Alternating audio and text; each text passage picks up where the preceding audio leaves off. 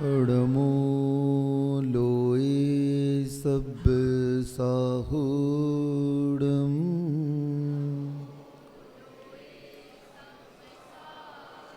जिनको अवसर प्राप्त न होता उसे न कोई चारा है, पर जो अवसर पाकर खोता वह दुर्मति का मारा है। मृत्यु महोत्सव को पाकर के जो हित साधन ना करता, वह बिगाड़ता निज भविष्य को, जन्म पंक से ना तिरता। कुंडलपुर के बड़े बाबा की, मुन्ना श्री चिंतामणि पार्श्वनाथ भगवान की, परम पूज्य आचार्य प्रवर श्री विद्यासागर जी महामुनिराज की, परम पूज्य निर्यापक मुनि श्री समता सागर जी महाराज की, उत्तम आर्जव धर्म की, पूज्य मुनिवर श्री महासागर जी महाराज की, मुनि संघ की। आज सरल होने का धर्म है, क्योंकि धर्म का वास कहाँ पर होता है? जो मन सरल, पवित्र और निर्मल होता है, उसी मन में धर्म का वास होता है। हम देख लें, जल में कितनी योग्यता है। जल निर्मल भी है, शुद्ध भी है, वह बहता है और उसमें अपन चाहें तो अपना मुख भी देख सकते हैं। लेकिन उसी जल को जब हम एक कंकड़ के माध्यम से तरंगायमान कर देते हैं तो उस जल में अपना मुख देखने में नहीं आता है। जल निर्मल है, शुद्ध है, स्वच्छ है, लेकिन उसमें अपना चेहरा दिखाई क्यों नहीं दे रहा है? क्योंकि उसमें वक्रता आ गई। क्या आ गई? वक्रता आते ही हम उस स्पंदन के कारण उस जल में कुछ देख नहीं पा रहे हैं। गुरु जी कहते हैं, जल में वक्रता नहीं भी आ रही है मान लो, और वह शांत स्थिर जल है, शुद्ध है, निर्मल है, कहीं भी उसमें गंदलापन नहीं है, लेकिन अगर दृष्टि में वक्रता है तो भी आपको अपना मुख दिखाई नहीं देखा। अगर दृष्टि आपकी शुद्ध है, साफ है, निर्मल है, तो आप उस वक्र जल में भी, उस गंदले पानी में भी दृष्टि को एकाग्र करके देखेंगे तो आपको अपना मुख दिख जाएगा। यानी वक्रता दृष्टि में आती है और वक्र दृष्टि कभी भी शुद्ध पदार्थ को देख नहीं सकती है। यहाँ पर ऋजुता के मायने हमें संसार से नहीं लेना है। ऋजुता का अर्थ अपनी आत्मा से लगाना है हमें। संसार में सभी पदार्थ टेढ़े मेढ़े ही हैं और उन टेढ़े मेढ़े पदार्थों के कारण आपका स्वभाव भी टेढ़ा मेढ़ा हो गया है। या यूं कहो, उन पदार्थों के आकर्षण में आकर के आपने अपने स्वभाव को बिगाड़ दिया है। उमा स्वामी महाराज जी ने, पूजवर ने कहा, योग वक्रता विषम वादनम चा अशुभ नाम है। मनोवचन काय की सरलता का नाम आर्जव धर्म है। मनोवचन काय की सरलता का नाम आर्जव धर्म है और इसी की कुटिलता का नाम वक्रता है। और इस वक्रता से युक्त जो परिणाम होंगे उस जीव की गति कैसी होगी? तो योग वक्रता, योग यानी मन वचन काय, इसकी प्रवृत्ति अगर टेढ़ी है, उल्टी है, तो इसके माध्यम से अशुभ नाम कर्म का बंध हो रहा है, आश्रय हो रहा है। अब बताइए, आपने किसी के प्रति भी वक्रता की तो उस वक्रता के प्रभाव से सामने वाला प्रभावित हो चाहे ना हो, लेकिन आत्मा तो सबसे पहले प्रभावित हो गई आपकी। अशुभ नाम कर्म का बंध वहां पर आपको देन एंड देयर तुरंत हो गया। और वक्रता किसके कारण हुई आपकी? बताओ। दूसरों के कारण हुआ। इसीलिए ज्ञान का निज में लौट आना ही सम्यक है और ज्ञान का पर की ओर लुढ़कना ही मिथ्यात्व है। हमारा ज्ञान वक्र क्यों हो रहा है? ज्ञान तो सभी के पास में है। ज्ञान से रहित कोई भी व्यक्ति, कोई भी जीव नहीं है इस संसार में। एक छोटा सा निगोदिया जीव भी है तो वह भी ज्ञान से रहित नहीं है। भले उसके पास में अल्प ज्ञान है लेकिन ज्ञान तो उसके पास में भी है, लेकिन वह वक्र ज्ञान के कारण उस पदार्थ को सही तरीके से जान नहीं पा रहा है। हम अपनी दृष्टि को वक्र बना देते हैं और दृष्टि वक्र बनते ही ज्ञान वक्र हो जाता है और ज्ञान वक्र होते ही आचरण भी वक्र हो जाता है। टेढ़ापन हो गया आचरण में, ज्ञान में, दृष्टि में। परिणाम क्या होता है? देखो, एक जड़ को भी देख लेते हैं अपन, वो भी टेढ़ी मेढ़ी हो जाती है तो उसके कारण भी असुविधा आ जाती है। जब एक जड़ वस्तु वक्र होती है तो आपको कितनी असुविधा होती है। अभी चारों तरफ से यहाँ रोड बंद हो गई, बरसात इतनी हुई, गड्ढे हो गए, लोग बाग आए, बोले महाराज जी बड़ी टेढ़ी मेढ़ी रोड थी, गड्ढे थे, बहुत खराब था, पसीना आ गया चलने में। क्या आ गया? हम लोग भी जब विहार करते हैं और ऐसी वक्रता विहार के समय मिलती है तो हम लोग के भी पसीने छूट जाते हैं। हम लोग भी सोचते हैं देखो आज निर्जरा का साधन अच्छा मिला। कैसा मिला? वक्रो। लेकिन इस शरीर को श्रम तो होता है। आप गाड़ी में जा रहे हो और अगर आपकी रोड वक्र हो गई, घुमावदार हो गई, बार बार स्पीड ब्रेकर आ रहे हैं तो क्या होता है? आपका मार्ग भी तय करने में समय लग जाता है। आपके शरीर को श्रम भी ज़्यादा करना पड़ता है और पेट्रोल भी ज़्यादा लगता है और गाड़ी में मेंटेनेंस भी ज़्यादा होता है, चक्के भी ज़्यादा खिंचते हैं। ऐसा क्यों हो रहा है? अगर हाईवे है पूरी तरह से तो उस हाईवे में चलने में क्या, पेट का पानी भी नहीं हिलता, पेट्रोल भी कम लग रहा है और श्रम भी कम होता है। जब एक जड़ की वक्रता से आपको परेशानी आ जाती है फिर क्या होता है? अगर आपका मन वक्र हो गया तो आत्मा को परेशानी नहीं आएगी क्या? अवश्य आएगी। इसीलिए आर्जव धर्म जो है इसका संबंध सीधे आत्मा से होता है। कहाँ से होता है? आत्मा से। इस धर्म के बिना आत्मा सरल बन नहीं सकती, इस धर्म के बिना आत्मा पवित्र बन नहीं सकती, इस धर्म के बिना आत्मा में विशुद्धि आ नहीं सकती। और जिस आत्मा में पवित्रता, निर्मलता, विशुद्धि, सरलता नहीं आ रही है वह आत्मा कभी भी भगवान बन नहीं सकती है। भगवान बनने के लिए आपको सरल होना आवश्यक है। उस जल में सब कुछ है लेकिन दृष्टि चाहिए। उस वक्रता को चीर करके भी अगर हम देखते हैं, उस गंदलेपन को भी अगर हम चीर करके देखते हैं तो आपको नीचे का पदार्थ दिख जाएगा। लेकिन दृष्टि में एकाग्रता होनी चाहिए। ज्ञान का महत्व भेद विज्ञान के माध्यम से होता है। ज्ञान जब भेद विज्ञान की ओर जाता है तो वह ज्ञान हमारी आत्मा का उपकारी बन जाता है। भेद विज्ञान का अर्थ क्या होता है? पदार्थों को अलग अलग देखना नहीं, भेद यानी चीर करके उस पदार्थ में देखना, जाना, भेद करके घुसना, उसको भेद कहते हैं। यानी अपनी आत्मा को भेद करके जानने का नाम भेद विज्ञान है और उस भेद विज्ञान के माध्यम से ही उस आत्मा का अनुभवन होता है, उस आत्मा की प्रतीति होती है, उस आत्मा का आनंद प्राप्त होता है।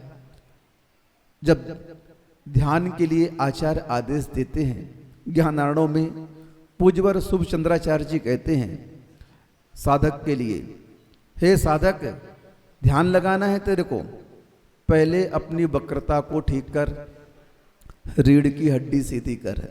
कैसी कर? अगर तू अपने वक्रता को सीधी नहीं करेगा तो तेरा ध्यान नहीं लगेगा, तो अंदर तक पहुंच नहीं पाएगा। क्यों? वक्रता है।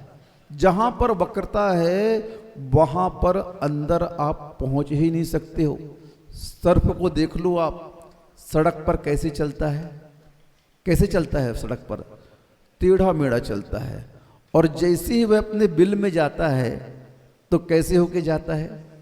देख लो, इन त्रिंच गति के जीवों के नेचर को देखो और इनसे शिक्षा लो कि वह सर्प जब चलता है संसार में तो कैसा चलता है?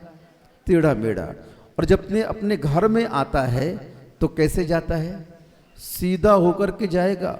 अगर वह वक्र हो गया तो अपने बिल में घुस नहीं सकता है। इसी प्रकार थोड़ा समझने का प्रयत्न करो। आप लोग भी अपनी वक्रता को थोड़ा सा ऋजुता में बदलें, सरलता में बदलें। आप किसके लिए वक्र हो रहे हो? किसके लिए छल कपट कर रहे हो? किसके लिए मायाचारी कर रहे हो? जरा सोचो तो। इन पापियों के लिए। किन के लिए? संसारी प्राणियों के लिए। जितना भी आप संसार में पाप कर रहे हो, किसके लिए कर रहे हो? आप बताओ, बोलो तो थोड़ा सा। किसके लिए कर रहे हो? जितनी भी छल कपट कर रहे हो, किसके लिए कर रहे हो? याद रखना, कर्म सिद्धांत कहता है तुम संसार में जिन जिन लोगों के लिए छल कपट कर रहे हो ना, उसमें से एक भी तुम्हारा कोई साथ देने वाला नहीं है। तुम सोचो ये मेरा साथ दे दें तो मुश्किल है। ये तो आपसे संबंध मात्र सुख के कारण रखे हैं, इनकी कोई ज़्यादा आत्मीयता नहीं है आप लोगों से। जिन संबंधों को आप प्रगाढ़ संबंध कहते हैं, व्यवहार में, संसार अवस्था में आचार्य कहते हैं ये संबंध आत्मा से संबंध बिगाड़ने वाले हैं। किससे? संसार के जितने भी संबंध हैं, ये संबंध किससे संबंध बिगाड़ रहे हैं? अपनी आत्मा से बिगाड़ रहे हैं। और आत्मा से जब तक संबंध बिगड़ता रहेगा तब तक आत्मा से आपका संबंध जुड़ नहीं सकता है। आत्मा से संबंध जोड़ना है, आत्मा से संबंध जोड़ना है तो आत्मा से व्यवहार बनाना पड़ेगा, आत्मा से बातचीत करनी होगी, उसे निमंत्रण देना होगा, उसकी खातिरदारी करनी पड़ेगी। छोटे से संसार के कार्य आप करवाने जाते हो दफ्तर में, क्या करते हो? उस चपरासी से लेकर ऑफिसर तक आपको संबंध बनाना पड़ता है। नहीं बनाते क्या? मैडम बोल रही हाँ महाराज जी, तनख्वाह निकालने जाओ अपनी तो भी उस बाबू को 250 देना पड़ता है कि लो भैया दे दो। पेंशन लेने जाओ तो देना पड़ता है। एक छोटा सा निवास प्रमाण पत्र बनाने जाओ, आय प्रमाण पत्र बनाने जाओ, ड्राइविंग लाइसेंस बनाने जाओ, संसार के किसी भी प्रशासनिक कार्य को कराने जाओ, पहले चढ़ोतरी चढ़ाओ, क्या करो? संबंध बनाओ। ठेकेदारी करते तो संबंध बनाओ। हर कार्य के लिए आप संबंध बनाते हो, तब आपका कार्य क्या होता है? संपन्न होता है। बिना संबंध बनाए आपके संसार के कार्य जब संपन्न नहीं होते हैं, तो जब तक आप अपनी आत्मा से संबंध नहीं बनाओगे तो आपका कार्य कैसे संपन्न होगा? बताओ पहले। हो ही नहीं सकता है। और ये वक्रता हम संसारी प्राणियों के लिए कर रहे हैं, और ये स्वार्थ है। ये सब आर्त रौद्र ध्यान के कारण है, पाप के बीज हैं ये सब। और उस पाप के बीज को आप संसार में प्रतिदिन बोते रहते हो। संसार के कार्यों को पाप का बीज कहा है। कर्म पर बसई शांतय दुखे रंत ऋतोदये, पाप बीजे सुखे नास्था श्रद्धा ना कांक्षणा स्मृता।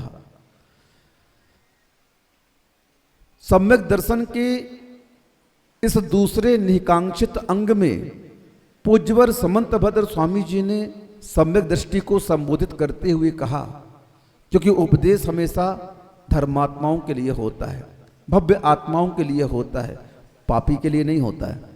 तो हे भव्य आत्मा, इस निकांक्षित अंग की ओर आप ध्यान दें, क्योंकि सम्यक दर्शन होने के बाद में अगर हम संसार की वक्रता से नहीं बचते हैं तो उस समय भी आपको अशुभ नाम कर्म का बंध होगा, याद रखना।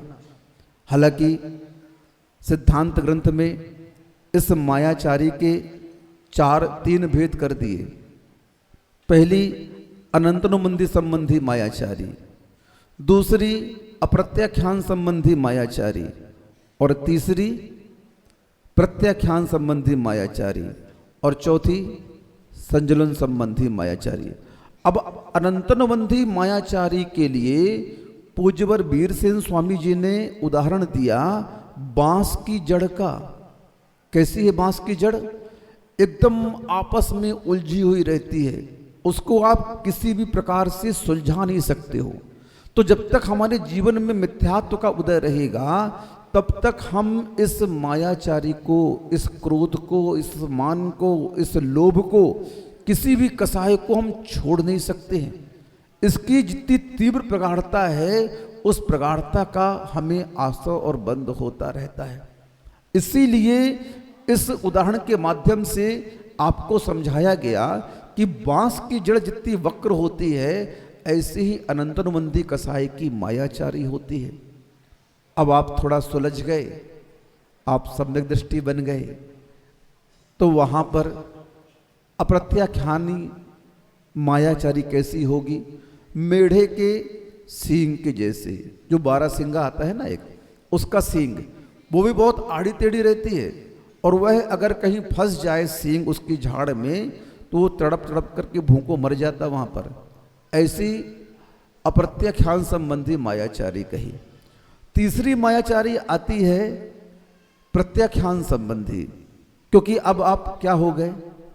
व्रती बन गए हो, लेकिन उस खुरपे के टेढ़ेपन के जैसे है, जिसमें थोड़ा सा अग्नि का संस्कार देंगे और हथौड़ा मारेंगे तो वो सीधा हो जाएगा, क्योंकि अब उसमें ज्यादा दिक्कत की बात नहीं है।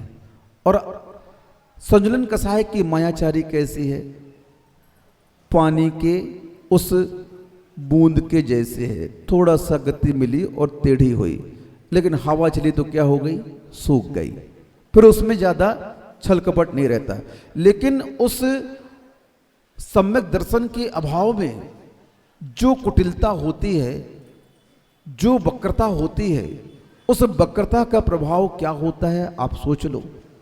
उस अशुभ नाम कर्म का बंध होता है। इसीलिए इस निकांक्षित अंग के अंतर्गत सम्यक दृष्टियों को आचार्य महाराज कहते हैं कि हे भव्य आत्माओं, संसार के जिन भोगों के पीछे, जिन पदार्थों के पीछे, उन्हें प्राप्त करने के लिए आप छल कपट कर रहे हो, आप वक्रता की दृष्टि अपना रहे हो, आप मायाचारी कर रहे हो, जरा सोचो तो ये पदार्थ कैसे हैं, इनका स्वभाव कैसा है, इनका परिणमन कैसा है, इनका फल कैसा है। प्रत्येक दृष्टि पर, प्रत्येक परिणमन पर अपनी दृष्टि रखनी चाहिए। कर्म पर बसई शांत। संसार के जिस भोग के पीछे प्राप्त करने के लिए आप मायाचारी कर रहे हो, छल कपट कर रहे हो, उनका नेचर कैसा है? कर्म पर बसई शांत। ये तो कर्म के अधीन है। किसके अधीन है? अंत सहित हैं। ये कभी शाश्वत नहीं है, अनित्य है, अध्रुव है और विनश्वर है। संसार के संबंध कैसे हैं, संसार की संपत्ति कैसी है, संसार के पदार्थ कैसे हैं, यहाँ तक कि नौकर्म के रूप में आपको जो शरीर मिला है वो भी कैसा है। ये सब नित्यता को लेकर के नहीं है। इनको ध्रुव नहीं कहा, इनको अविनाशी नहीं कहा, बल्कि इन्हें विनाशी कहा है, इन्हें अध्रुव कहा है, इन्हें अनित्य कहा है, क्योंकि ये कुछ समय के लिए मिलते हैं और इसके बाद इनका अंत हो जाता है। और अंत होते ही क्या होता है? दुख उत्पन्न होता है। कर्म पर बसई शांतये दुखे रंत ऋतोदय। अंत में सारे पदार्थ जिनके पीछे तुम छल कपट कर रहे हो, पूरी जिंदगी अपनी खपा दी, इस पर्याय की आयु, इस पर्याय की बुद्धि, इस पर्याय की शक्ति आपने किसके लिए खर्च कर दी? इन पापियों के लिए, पापकारियों के लिए। और उसके बाद हाथ में क्या आया तुम्हारे? क्या हाथ आया? अशुभ नाम कर्म आपके हाथ लगा और कुछ नहीं लगा। और उस अशुभ नाम कर्म के परिणाम स्वरूप कहां जाना पड़ा आपको? सोचो तो। सम्यक दृष्टि की दृष्टि में यह निर्मलता आ जाती है। सम्यक दृष्टि की दृष्टि में यह सत्य उद्घाटित हो जाता है कि संसार के पदार्थ कैसे हैं, संसार के भोग कैसे हैं, संसार के संबंध कैसे हैं, इनका नेचर क्या है। इसीलिए निकांक्षित अंग के माध्यम से पूज्यवर समंत भद्र स्वामी जी ने संकेत किया कि अगर इस अंग के धारी हो आप तो इस पदार्थों के परिणामों से बचने का पुरुषार्थ करो, इन संसार के विषय भोगों से बचने का आप पुरुषार्थ करो, अपनी इच्छाओं से बचने का पुरुषार्थ करो। इस संसार में अगर कोई परम शत्रु है,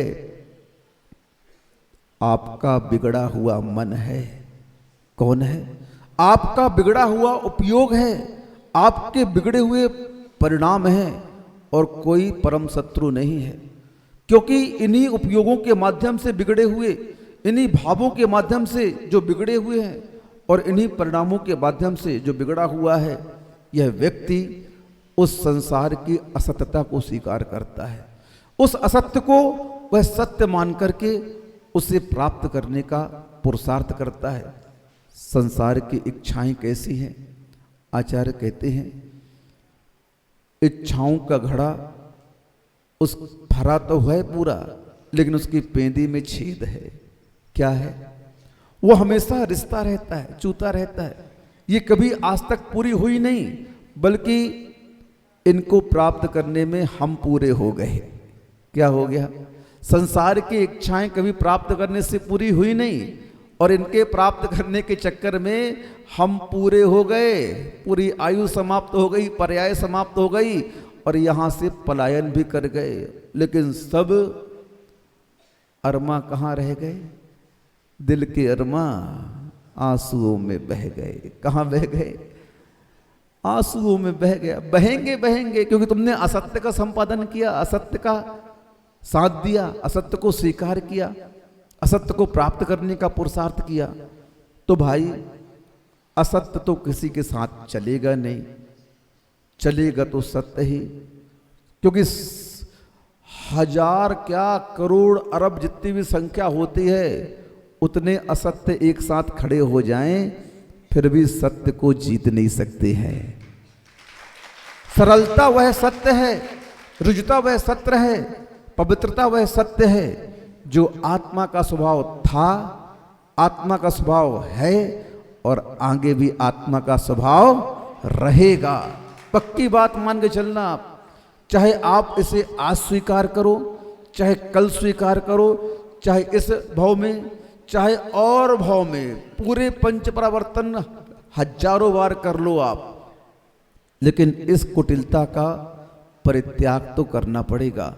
उस सरलता का, उस ऋजुता का, उस आर्जव धर्म का आपको अपने अंदर उद्घाटन तो करना पड़ेगा, उसके गुणों को प्रकट तो करना पड़ेगा।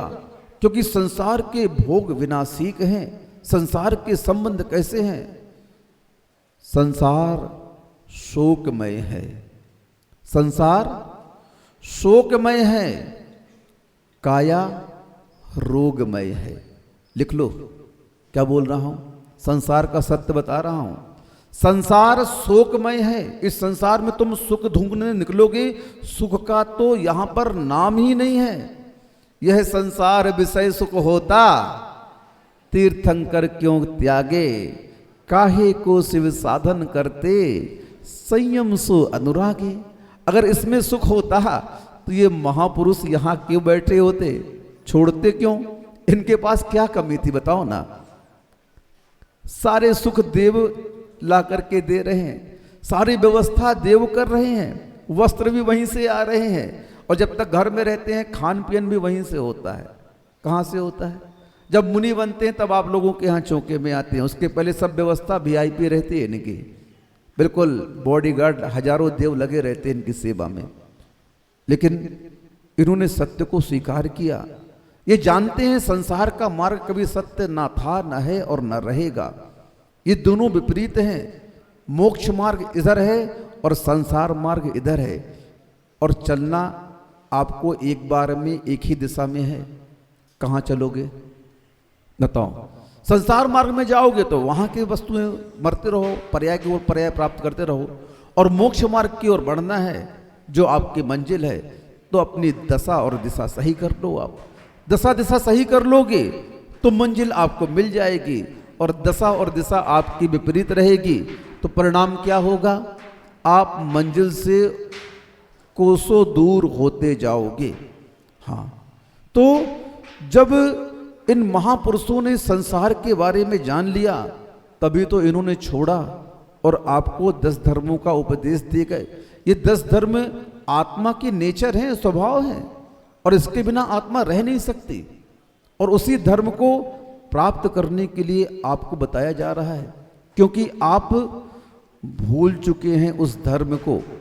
क्या हो गया? 2 बातें हैं। आपकी वस्तु अगर बाजार में गुम जाए और वही वस्तु अगर घर में भूल जाए, दोनों में कितना अंतर है? बाजार में घुमी हुई वस्तु मिलना दुर्लभ है, चौराहे में गुमी है, और घर में भूली हुई वस्तु आज नहीं तो कल मिल जाएगी। आपका आत्म तत्व गुमा नहीं है, आप भूल चुके हो उसे। इस संसार की चकाचौंध में, इन पदार्थों की चकाचौंध में, इन पर्यायों की चकाचौंध में, इन संबंधों की चकाचौंध में आप अपने आत्मद्रव्य को भूल गए हो भैया।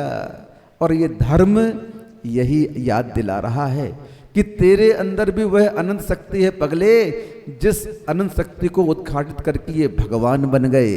तू भी भगवान बन सकता है, लेकिन उस शक्ति को उद्घाटित करना होगा। अपने उपयोग को, अपने योग को सही दिशा देनी होगी। जो अभी वक्रता की ओर जा रहे हैं आपके योग और उपयोग, इस वक्रता को त्याग करके सरलता की ओर आपका उपयोग और योग लगेगा, तब आप इन जैसे बन पाओगे। अंतर कुछ नहीं है, आपके अंदर भी वही शक्ति है और इनके अंदर भी वही शक्ति है, लेकिन वह शक्ति उद्घाटित क्यों नहीं हो पा रही है? मात्र योग और उपयोग आपका वक्र चल रहा है। ज्ञान आपका सही है, लेकिन वह पदार्थों की ओर दौड़ रहा है। अगर ज्ञान परमार्थ की ओर दौड़ जाए तो वह ज्ञान भेद विज्ञान के माध्यम से आपके आत्म तत्व को 1 मिनट में उपस्थित कर देगा। 1 मिनट में, अंतर मुहूर्त में वह ज्ञान ध्यान के माध्यम से केवल ज्ञान की प्राप्ति करा देता है। अब बताओ, ज्ञान तो वही है, लेकिन किस ज्ञान ने केवल ज्ञान की प्राप्ति कराई? जो सरल बनकर के परमार्थ की दृष्टि रखता हुआ निज घर में आया, निज आत्मघट में आया, निज आत्म तत्व को देखा उसने, तो उसे आनंद की अनुभूति हुई और स्वभाव भी प्राप्त कर लिया। और जिस ज्ञान ने पदार्थों की ओर दौड़ लगाई, जिन ज्ञान ने संबंधों को देखा, जिस ज्ञान ने भोगों को प्राप्त करने की इच्छा की, वह ज्ञान लुट गया, पिट गया, अज्ञान की श्रेणी में आ गया। इसीलिए आज इस ऋजुता के धर्म के अवसर पर आप लोगों को संसार के स्वभाव के बारे में सोचना चाहिए। संसार कैसा है? संसार शोकमय है। काया कैसी है आपकी? सत्य बता रहा हूं, संसार कैसा है आपका? शोकमय है। काया कैसी है आपकी? रोगमय है। संबंध कैसा है आप लोगों का? वियोगमय है। संसार शोकमय है, काया रोगमय है, संबंध वियोगमय है और आत्मा उपयोगमय है। बस इस आत्मा के उपयोग को पहचानो। जिस दिन यह आत्मा का उपयोग, इस आत्मा का योग निज की ओर आ गया, बस तुम्हें आत्म तत्व की उपलब्धि हो गई। कर्म पर बसई शांतय, दुखे रंत ऋतोदय, पाप बीजे सुखे नास्था, श्रद्धा नाकांक्षणा स्मृता। ये भोग कर्म के उदय से प्राप्त होने वाले हैं, अंत सहित हैं, और अंत में दुख को भी देने वाले हैं और साथ में पाप का बीज भी कह दिए। इसलिए हे आत्मन, आप अपने निज घर में आए, लेकिन सीधे बन के आए तो आपको प्रवेश मिलेगा। टेढ़े बन करके आओगे तो निज आत्म घर में तुम्हें प्रवेश नहीं मिलेगा। यही ऋजुता है। मन वचन काय की कुटिलता का नाम वक्रता कह दिया, और इसी मन वचन काय की सरलता, पवित्रता, निर्बलता का नाम ऋजुता कह दिया। यह ऋजु धर्म आत्मा का स्वभाव है। आप इस विभाव को छोड़ करके अपने स्वभाव की ओर आओ, तभी आप भगवान बन पाओगे, तभी आप शुद्ध हो पाओगे। अहिंसा परमो धर्म की